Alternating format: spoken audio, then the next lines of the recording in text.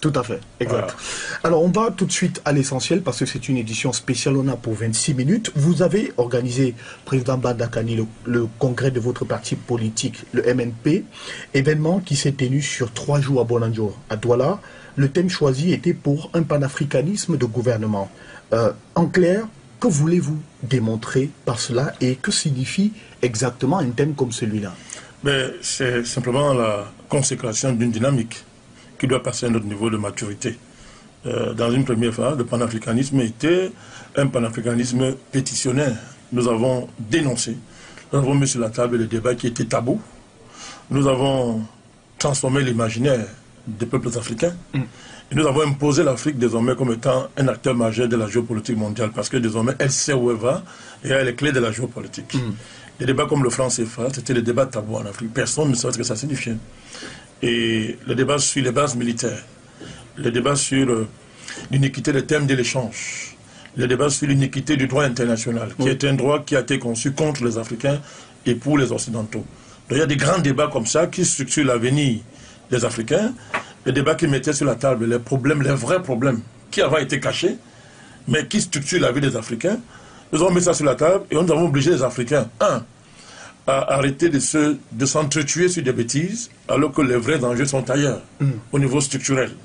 2, nous avons démontré désormais aux Occidentaux que le débat géopolitique n'est plus une affaire qui était réservée aux Occidentaux. Désormais, nous, Africains, nous maîtrisons ça, nous maîtrisons les termes du débat géopolitique, et nous connaissons comme eux, sinon plus qu'eux. C'est pour ça que vous avez vu, par exemple, la CPI, qui terrorisait tout le monde aujourd'hui, rase les murs. Parce que nous l'avons mis à sa place. Mais maintenant, on va le parler comme ça. La France, qui était d'une arrogance extraordinaire à l'égard des Africains aujourd'hui, cherche à reconquérir les Africains. Au moins, c'est déjà ça, à reconquérir là où il y a un dictat, là où il est méprisé, là où il marché dessus. C'est pour ça que vous voyez des présidents africains prendre des positions claires pour dire que le franc CFA, c'est une mauvaise chose. Avant de vous parler de ça, on vous tuait. Vous avez juste dit le président Sylvanus Olympio du Togo, Ibo Keïta du Mali, ils sont morts pour ça. Les Oumyobé ont été assassinés pour ça. Barbo est à la CPO aujourd'hui. La question de la monnaie est dans cette affaire, entre autres sujets. Donc, nous avons réveillé les Africains. Nous les avons dit qu'ils n'auront pas d'avenir s'ils ne comprennent pas les règles du jeu international, qui généralement sont cachées. C'est pas ce qu'on vous présente qui sont les vraies règles. Les vraies règles sont cachées. D'où l'intérêt de la géopolitique. Donc, pendant 7 ans, on a fait ce travail, et nous avons fait quelque chose que certains Africains n'aiment pas qu'on parle de ça, mais moi j'en parle. Réhabiliter les présidents. Parce qu'avant, nous avons appris que le problème des Africains, c'est leur chef d'État. C'est ce qu'on vous disait. Dès qu'un RFI disait qu'un président est mauvais, il a mangé un être humain, personne ne vérifiait rien. Et les Français le débattent, on dit que non, c'est un cannibale. Bokassa, c'est l'exemple. D'accord. Donc, c'est terminé ces choses-là aujourd'hui. Donc, nous avons changé les règles, le visage géopolitique et politique du continent. Bon, maintenant, il fallait passer à une autre étape. On n'est pas seulement des crieurs sur des télévisions, on n'est pas des dénonciateurs professionnels. Il faut prendre le pouvoir, commencer la conquête des institutions, du plus petit échelon au plus grand échelon, c'est-à-dire les mairies, la députation et le pouvoir présidentiel. Alors beaucoup estiment que le concept de panafricanisme devrait aujourd'hui être rangé au calendrier grec parce qu'il est vite, il est essentiellement éthique. Et vous, quand vous basez par exemple le thème de votre congrès sur le panafricanisme, pour un panafricanisme de gouvernement, où est-ce que vous allez concrètement avec ce thème? Que voulez-vous exprimer par cela?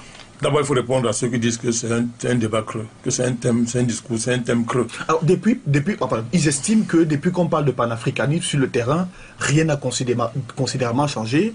Les populations vivent les mêmes difficultés qu'antérieurement. Aujourd'hui, le néocolonialisme est d'autant plus inclus dans les mémoires des populations que ça trouble même plus qu'avant. Non, ceux qui le disent sont les ennemis du panafricanisme. Ils ont peur de notre montée en puissance. Ils sont généralement instrumentalisés par les réseaux occidentaux. Vous savez qu'il y a des millions d'Africains qui mangent dans la main des Occidentaux. Ça peut être des personnes qui donnent leur point de vue. Non, la plupart de ces personnes ne peuvent pas dire ça. Ceux qui ont les yeux ouverts ne peuvent pas dire ça. Depuis 7 ans, le continent africain a changé. On le dit, c'est fini. C'est-à-dire que les Blancs ne mettent plus qui veulent le pouvoir. Avant, ils le faisaient en 2 temps, c'était terminé. Vous pensez qu'ils ne mettent plus qui veulent le pouvoir? Non, mais prenez l'Afrique centrale. On prend un exemple clair pour dire à ces gens pour vous montrer que ceux qui le disent ne sont pas sérieux. En 1994, quand on dévoilait le franc CFA, c'est un premier ministre français, Baladou, qui est à Paris, il dit à partir de demain, le franc CFA est dévalué. On dit au président africain, vous êtes convoqué à Dakar, vous venez signer un papier. Là, ils ont voulu dévaluer, nous avons stoppé ça. D'accord. Si on prend seulement le cas là. Mais et la dévaluation devait avoir des conséquences terribles sur la vie des populations africaines. Oui. Vous savez ça, leur pouvoir d'achat là encore est complètement dégradé. Vous voyez, donc on ne parle pas en l'air. Notre combat est concret. Oui. Lorsqu'aujourd'hui vous conseillez votre pouvoir d'achat, qui est déjà pauvre, n'est pas déjà grand chose, Oui. mais en le conservant. Mais c'est grâce à la dynamique du panafricanisme. Nous nous sommes levés contre cette dévaluation. La France a reculé. Avant, c'était impossible. Je donne un autre exemple. Monsieur Hollande est venu ici. Là où nos anciens, nos aînés ont pris les armes, ils n'ont pas obtenu de la France de reconnaître même à demi-mot qu'ils ont massacré les Camerounais. Exact. Grâce au combat panafricaniste, Hollande est arrivé ici, il l'a reconnu. Il a reconnu, oui. Il a même promis qu'ils vont déclassifier le document. Tout à fait. Il y a plusieurs exemples comme ça. Plusieurs exemples. Il y en a plein. Donc pour dire que les détracteurs, c'est-à-dire ceux qui vivent du système mis en place par les Occidentaux et leurs complices africains, ne peuvent pas aimer le panafricanisme. Puisqu'on vient, nous venons ramasser tout ça, nous venons démanteler tout ça. Et il est normal qu'ils nous attaquent. Ne les suivez pas. Regardez les effets de notre combat. D'accord, ok. Alors, ce congrès que vous avez naturellement organisé a attiré un maximum de personnes. Non, on donne les chiffres. Plus de 2000 personnes. 2000 personnes, effectivement. On parle de plus de 3000 même d'ailleurs. Il faut le dire. Oui, exactement. Voilà, il faut le dire. Plus de 3000 personnes. Et personne n'a eu 5 francs. On appelle le transport de personnes. Exactement. Il faut le dire. Ils sont venus... Nous n'avons reçu 5 francs de personnes. Exact. Ni de Yaoundé, ni d'ailleurs. C'est les cotisations du peuple. D'accord. Alors, ce congrès, justement, a mobilisé un peu plus de 3000 personnes, d'après certains chiffres.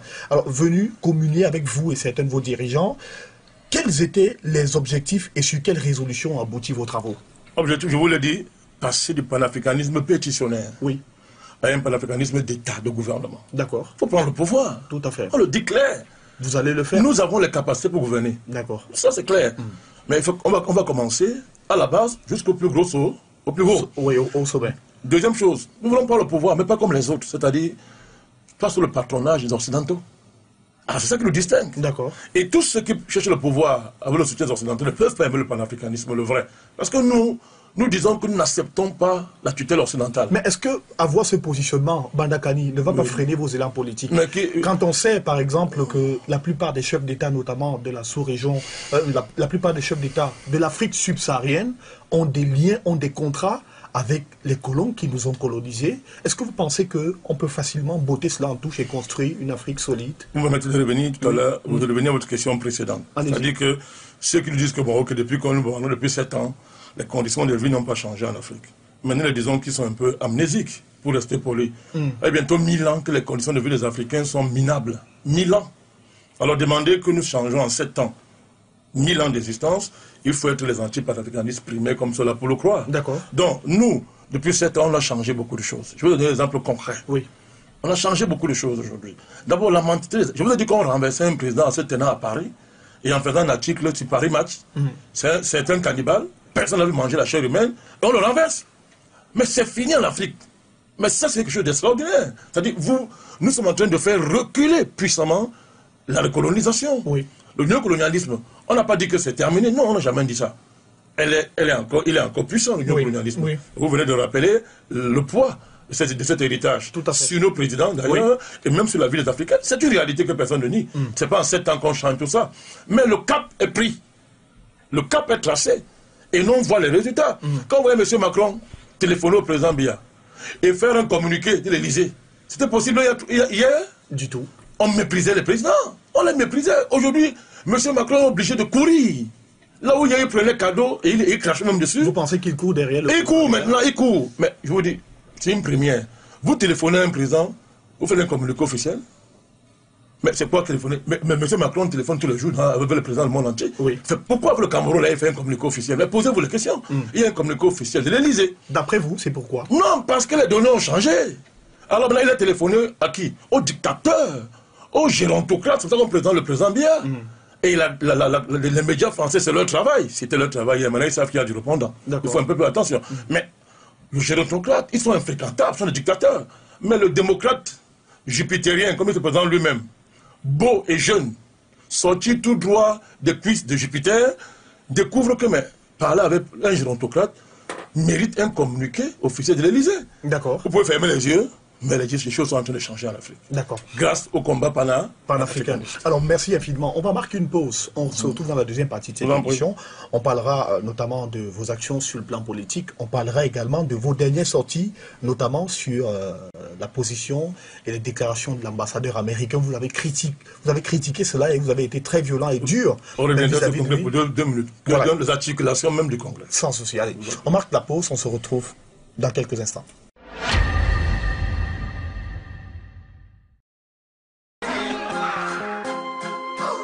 Avec MTN Extra, tes appels vers MTN sont gratuits après la première minute. Le tour-ci, tu vas pas aller, tes divers vont même finir. Mais ton crédit va sauf que rester. Compose maintenant étoile 122 dièse pour souscrire. Gratuit après la première minute, ne m'envoie pas. Marre de tout perdre? Pariez plutôt sur BetMomo. Quand vous pariez sur BetMomo, vous avez droit à une deuxième chance en cas de perte. Grâce au cashback, nous vous remboursons chaque lundi 5% de tous vos tickets perdus au cours de la semaine précédente. En plus, grâce au cash out, vous pouvez stopper votre pari avant la fin du match pour sécuriser vos gains ou réduire vos pertes. Dépôt et retrait instantané via MTN Mobile Money et Orange Money. Service client 24h/24, 98. BetMomo, le seul site de paris qui vous accorde une seconde chance. In Phoenix, the future is now. De retour sur ce plateau pour la deuxième partie de votre magazine 7 minutes pour convaincre sur Afrique Inform. Alors, justement, revenons sur les résolutions de ce parti, de ce congrès que vous avez organisé. Quelles sont les résolutions qui ont été tirées de là et quelle est la marche à suivre pour la suite de vos activités? Une fois de plus, nous sommes démarqués des autres acteurs politiques. D'accord. Ailleurs, les congrès servent à béatifier le président et souvent le désigner comme candidat à l'élection présidentielle ou renouveler son mandat. Oui. Notre congrès s'est démarqué. C'était un congrès où les gens sont venus réfléchir sérieusement. C'était la première fois que dans un congrès de parti, on fait un forum économique. Où vous avez des économistes de haut vol qui viennent parler aux gens. Comme le patron du FICAM, par exemple. FICAM, le docteur Alaka, docteur Biada, oui. docteur Tsaten Tapunte, des experts qui sont reconnus au plan international et qui coûtent très cher à l'heure, sont venus expliquer quel est l'état économique du pays et comment on s'en sort. L'exposé du docteur Alaka sur le trésor public a émerveillé. Parce que maintenant, ça existe dans cette affaire du trésor. C'est quoi? Mais vous avez des gens au Cameroun qui peuvent gouverner le Cameroun qui ne connaissent pas ce qu'on appelle le trésor public. Je parle des acteurs politiques qui n'en parlent même pas. Oui. Nous, on l'a mis comme débat au thème au Congrès. Oui. On a rendu public une affaire qui semble encore un tabou aujourd'hui au Cameroun. L'affaire du trésor public. Il y a un forum économique. Vous avez un forum avec la diaspora. Il ne faut pas seulement aller dire à la diaspora, venez nous soutenir. Eh bien, envoyer la contribution. Tout à fait. Nous, on a fait un forum. Et ils ont payé leur billet d'avion, monsieur. Ils sont venus. Ils sont venus. Oui. On a discuté avec la diaspora. Ils ont pris part aux travaux. On a posé le problème. Voilà.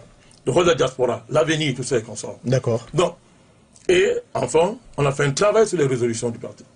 Et nous avons fait 7 résolutions. Oui, allez-y, oui. Résolution sur le franc CFA. Où nous avons dit rapidement en 2 minutes que nous ne discutons plus avec ceux qui disent qu'ils défendent le franc CFA. On n'est plus à ce niveau. Nous, on est déjà en train de réfléchir comment une fois au pouvoir, on en sort. Sans problème. Donc, on n'est plus en train de perdre le temps. Parce qu'il y a les gens, les experts qui ne parlaient pas, maintenant ils parlent. Hier, ils étaient silencieux, maintenant ils parlent. Donc maintenant, quand on va parler, nous on est ailleurs. Nous avons fait une résolution sur la crise anglophone pour apporter le soutien total du parti aux forces armées du Cameroun et au président Biya. Et rappeler que le Cameroun est un et indivisible. Et que la crise anglophone, c'est un montage de l'étranger. Nous l'avons dit il y a 2 ans, mon cher ami. C'est votre plateau ici. On m'a invité, je vous l'ai dit. Aujourd'hui que les preuves sortent, n'est-ce pas? Nous, on avance, on est loin. D'accord. S'ils croyaient que c'est une affaire, on veut qu'on les a, comme on dit au quartier chez nous, on les a fait. Ils sont tombés comme les gaou. Oui. Hein? Les gaou. Comme en Côte d'Ivoire. Ils sont même niata. C'est-à-dire que les premiers gars, ils sont devenus même niata parce qu'ils soutiennent une affaire qui est un montage de fémania américaine avec quelques voyous camerounais qui n'ont aucune conscience patriotique. Et les gens meurent pour ça. La crise anglophone? Mais bien sûr, quand vous croyez, c'est Kilimanjaro, non? Tout le monde le sait. Depuis 2012, vous avez vendu les 2 régions. Mais Expliquez-nous ce Pakistanais, américain, mais il est sur Internet, il dit que ça lui appartient, les papiers. D'accord. Dans le cadre d'une géopolitique, justement, américaine, visant à recoloniser le continent africain. Ça encore, c'est grâce aux panafricanistes que les Africains savent ce qu'on appelle géopolitique du chaos. Qu'ils savent les plans secrets américains et occidentaux pour coloniser leur continent. D'accord. On peut nous dire n'importe quoi, mais du moins qu'on soit humble pour reconnaître ça. Et voilà le cas pratique, la crise anglophone. Comment est-ce qu'on va venir démembrer un pays parce qu'on vous manipule Mais derrière, il s'agit de ramasser vos richesses. Des gros enjeux. C'est tout. Et puis quand on prend 2 Camerounais, ils sont très nombreux ces Camerounais qui n'aiment pas leur pays, qui travaillent contre leur pays, pour quelques milliards qu'on a promis, ils vendent le pays. C'est cela la crise anglophone. Mais pourquoi vous voyez tout en noir? Je peux que tu vois en noir. Je vous dis la vérité. Quand je l'ai dit il y a 2 ans, 2 jours après le déclenchement de la crise, je suis le seul homme politique qui prend position claire. Parce que moi, je travaille, je m'informe, je lis. Alors, écoutez, je prends position, je dis que l'affaire là, c'est une affaire montée par les Américains. Oui. Évidemment, les grands savants me traitent de tout le nom d'oiseaux. Ils sont aujourd'hui rasés les murs. Parce que les preuves sont accablantes. tout à fait. Accablantes. Bien sûr. Mais entre-temps, on a perdu du temps. Les Camerounais sont morts pour rien. On a boulé les écoles. Les enfants ont perdu 2 ans sans les écoles. C'est une honte. Alors, certains estiment, Banda Kani, que vous faites partie des opposants de la dernière heure. On ne vous voit que quand il faut parler de l'élection présidentielle. En outre, que vous êtes un opportuniste politique. Oui. Que leur répondez-vous? Moi, je répondrai par respect pour vous. Merci. Je suis bientôt à 30 ans d'action politique. Et au plus haut niveau, 30 ans. Tous ces gens qui braillent ont des libertés politiques grâce à nous. Nous, on allait en prison pour ça. 89, 90, 82. Tout le monde allait en prison pour ça, risquant nos vies. Je me tais parce que je pense à ceux de mes compagnons qui sont morts. Je vis. Donc, par humilité au moins, je n'aime pas dire ces choses-là. Mais ils parlent de quoi ces gens? Ils parlent de quoi ces gens? Moi, je ne sais pas si c'est lui qui commande la politique en étant candidat à l'élection présidentielle. Je commence par une carrière politique à la faveur d'une élection. Depuis 89, nous sommes à l'avant-garde de tous les combats qu'il y a eu au Cameroun pour les libertés, pour la justice sociale. Quand j'étais dans mon ancien parti, j'étais au cœur de toutes les actions pour la justice sociale. Le soutien aux benséquineurs, le soutien aux étudiants. Vous savez, quand on les massacrait en 2004, là, Oui. il y en a aujourd'hui qui sont candidats. Ils étaient à cette époque-là, ils étaient avec les étudiants. Qu'est-ce qu'ils ont fait? Ils les ont trahis. Nous, on les a hébergés, on les a protégés. Je n'aime pas parler. Bien sûr, comment on ouvre la bouche, beaucoup vont fuir. Hein? D'accord. Donc, il y a beaucoup de choses. La lutte contre le délestage, la lutte contre les privatisations. Mais c'est nous qui étions dans la rue, affrontant l'armée, affrontant la police. L'affaire du C9. Vous avez oublié? Non. Quand tout le monde fuyait, c'est nous qui affrontons pendant près de 4 semaines. Oui. Nous, on affrontait la mer de Panda pour que la vérité, la lumière jaillisse. Évidemment, d'autres sont venus après aller chercher l'argent. Aujourd'hui, ils donnent des leçons. Donc, nous sommes au cœur de tous les combats depuis bientôt 30 ans. Alors, Banda Kani. Donc, les opportunistes, il faut les chercher ailleurs. D'accord. Alors, Banda Kani, vous avez déclaré dans un entretien ceci, le Cameroun va s'arrêter parce qu'un fainéant a parlé. L'ambassadeur américain, c'est qui? C'est qui ce voyou? Un fainéant comme ça, un idiot. Alors, pourquoi demander à un chef d'État de penser à son héritage constitue pour vous un scandale au point d'aller aussi loin dans vos propos? Bon, vous expliquez que c'est aller loin. Bien sûr, parce que traiter l'ambassadeur américain, qui est un tout petit peu le représentant du président américain en terre camerounaise, de voyou, d'idiot, vous ne trouvez pas que c'est suffisamment grave pour vous? Pour vous, c'est grave. Parce que dans la posture des Africains qui ont perdu aussi parce que vous êtes un homme public, vous êtes un homme politique. Non. Vous, ceux qui disent que c'est grave, d'ailleurs, parce que nous avons bien vu que ne parlez pas seulement de ceux qui étaient contre nos propos, parce qu'ils mangent dans la main des Américains et ils comptent les Américains pour les mettre au pouvoir. Parlez de ceux qu'ils ont soutenus, ils sont les plus nombreux, vous le savez, qu'ils ont soutenus. De quoi est-ce qu'il s'agit, mon cher ami? Puisque depuis 1000 ans, les Africains, on vous a habitué à subir et accepter tout et n'importe quoi. Donc quelqu'un émerge un peu, vous trouvez que non, il a exagéré. Il est un homme public. Qu'appelez-vous homme public? On va aller pas à pas. Je vais vous démontrer en quoi cet ambassadeur, c'est un voyou. Et que je ne retirerai jamais aucun moindre mot de ce que j'ai dit. D'accord. Vous dites qu'il est venu demander au président de partir. D'abord, ce n'est pas son rôle. En diplomatie, c'est interdit, ce n'est pas son rôle. Allez lire les traités diplomatiques. Allez lire. Ou bien là, les livres feuilletés, vous allez voir les éléments. Il n'a pas demandé au président. Non, il dit qu'il n'a même pas de conseil à donner. Parce qu'en politique, on ne donne pas les conseils. Un ambassadeur ne conseille pas publiquement un président. On conseille le président en privé. Quand vous sortez d'un entretien...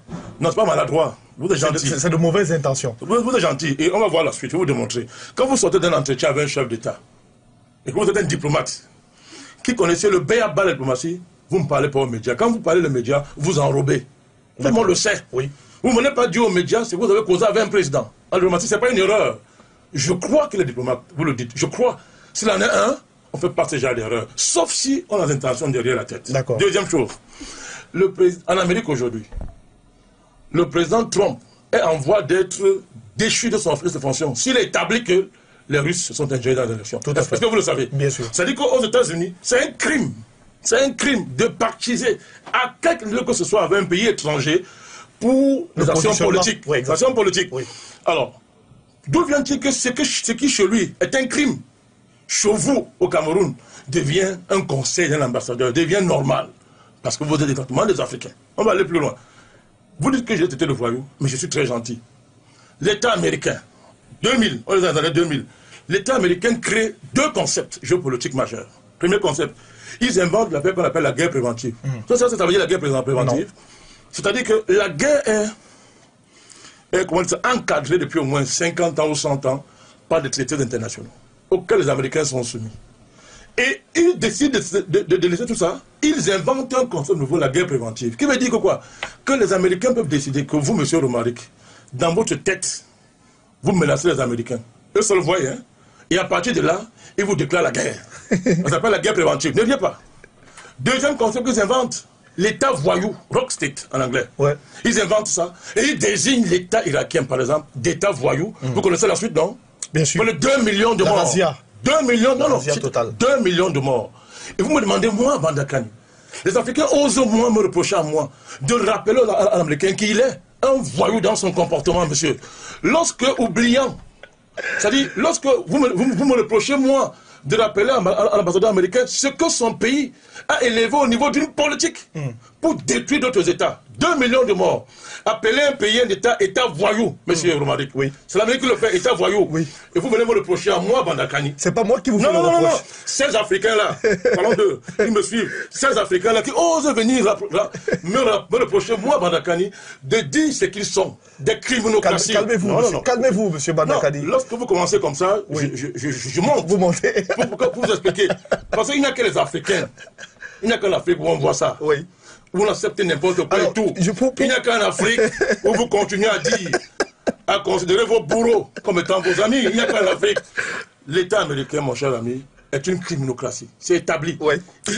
C'est 1 million de morts qu'on compte les victimes américaines. Bandakani, nous avons reçu, je ne vous coupe pas. Alors moi, je n'ai tué personne. Je ne vous coupe pas, s'il vous plaît. J'ai seulement rappelé l'ambassadeur. Vous l'appelez ambassadeur. J'attends qu'il redevienne ambassadeur. Il aura la considération que mérite un ambassadeur. Alors, nous avons reçu Bandakani, une correspondante d'un fidèle téléspectateur de l'émission. Il serait prêt à envoyer au Parlement américain pour analyse tous ces propos injurieux que vous avez portés à l'endroit des États-Unis et de son ambassadeur. Il a arrêté. Alors, dites-nous, est-ce que cela ne vous fait pas peur? Il a arrêté. Oui. Le Congrès américain est déjà au courant de l'affaire. J'ai été cité au Congrès américain. Je vous donne l'information. Oui. Donc lui, il est en retard. D'accord. J'ai été cité au Congrès américain. N'avez-vous pas peur des représailles? Non, eux-mêmes comprennent que l'ambassadeur, dans le document en question, oui. Même les Américains, c'est-à-dire qu'en mot couvert, oui.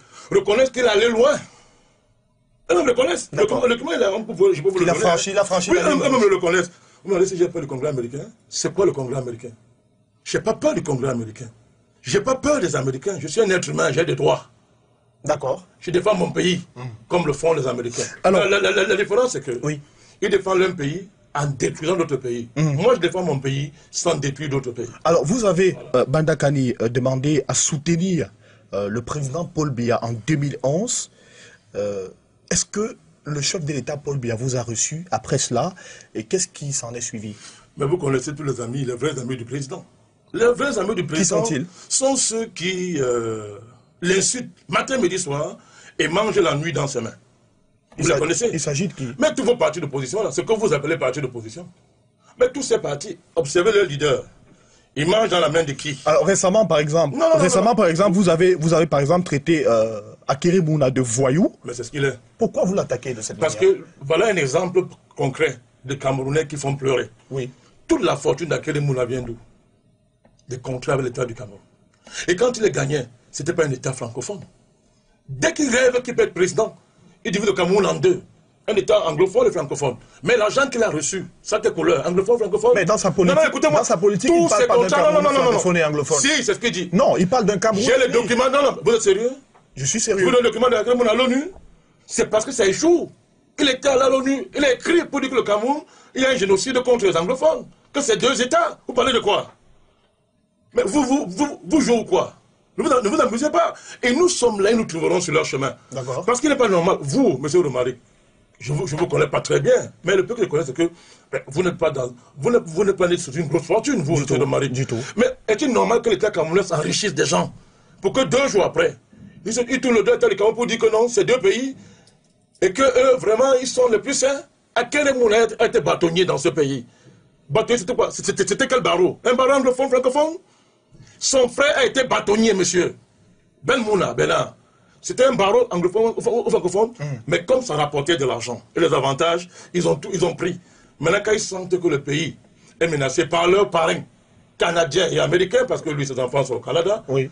Le pays peut brûler ici, ce n'est pas un problème pour lui, il découvre que c'est deux pays.